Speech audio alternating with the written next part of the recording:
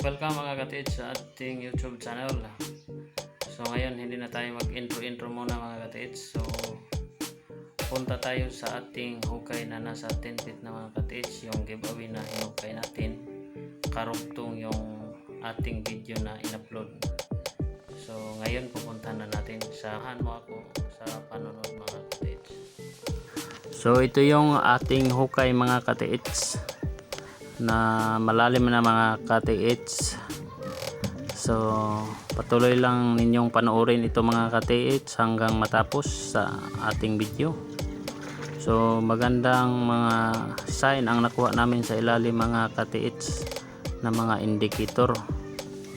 So patuloy ninyong panoorin ito mga KTH at mag-subscribe sa ating channel para patuloy rin tayong mag-upload ng mga video para makita ninyo mga KTH ang ating mga ginagawa sa pag-treasure hunting.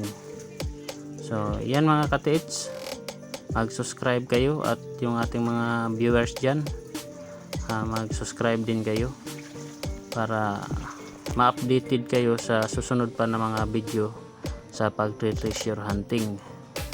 So ito yung aming area mga KTH na hinukay yung giveaway. So nandito kami ngayon naghuhukay at meron kaming nahukay sa lalim na 9 feet na mga graba mga KTH, pinong graba.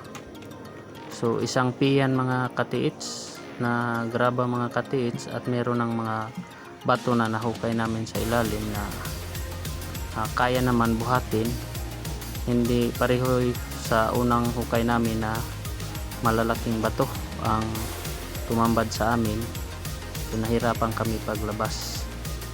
So yan mga KTH, at yan na area mga KTH, yun yung may sign mga KTH sa giveaway. Amin yang kukunin para ma-open cut yan na area dyan.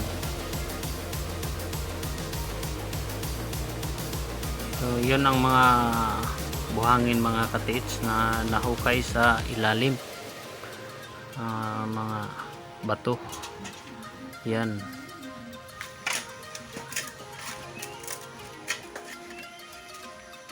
So ngayon mga KTH, nag-umpisa na sila sa pag-open cut sa area na yan kasi kukunin namin yung may nalagay na side. Yan mga KTH, may guhit dyan mga KTH. Nalinisan, meron kami nakita na guhit, may paa mga KTH na sign. Ito yung sa area na yan, ito yung sa big deposit mga KTH na diniditikan yung in-upload na natin na video.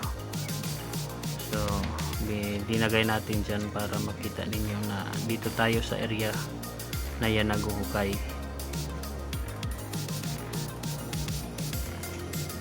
So nag-start na sila sa pag open cut mga KTH. So yun yung mga bato na nakuha sa ilalim mga KTH. May mukha na sign mga KTH na bato.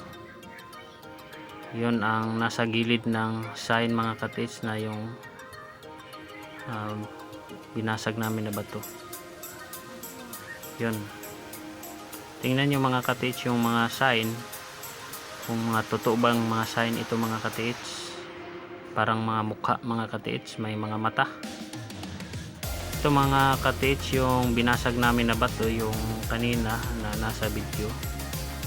Yun, binasag namin yan mga KTH, kaya akala namin may laman yan, wala kami nakuha mga KTH.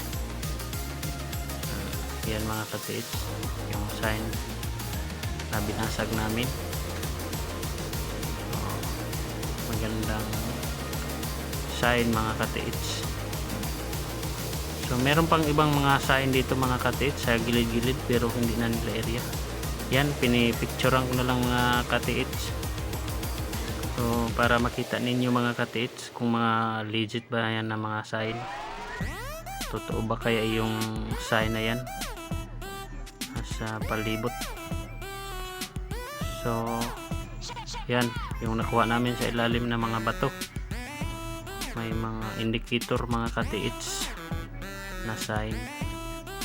So hanggang dito na lang mga katiits yung ating video.